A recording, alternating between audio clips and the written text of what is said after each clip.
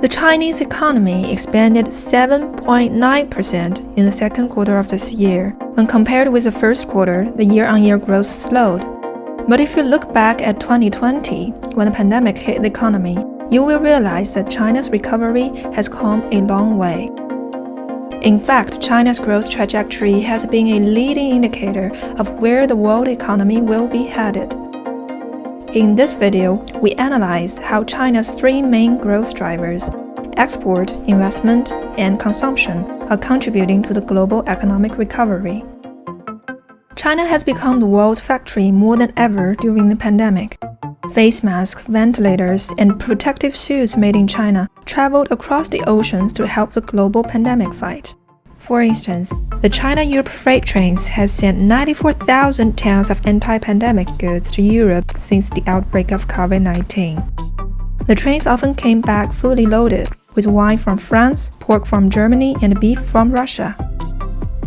European countries are not the only ones benefiting from China's quick recovery. In 2020, the Association of Southeast Asian Nations surpassed the EU to become China's largest trade partner.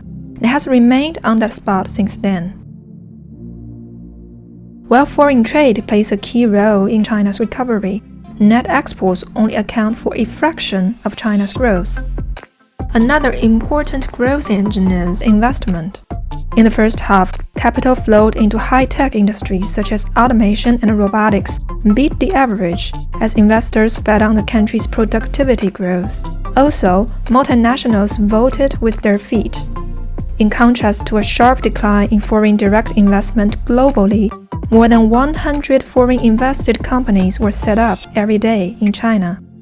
This survey tells why the foreign firms chose China as their investment destination. Roughly 3 out of 4 European companies in China made profits last year, which boosted their confidence for further investment. What's behind the foreign investment is a market with 1.4 billion people. As people went out dining, shopping, and traveling, consumption further picked up from the pre-pandemic level. With a booming cross-border e-commerce, shrimps from Argentina, olive oil from Spain, and whiskey from Scotland are delivered to the doorsteps of ordinary Chinese. To sustain the consumption trend, a stable price is a must.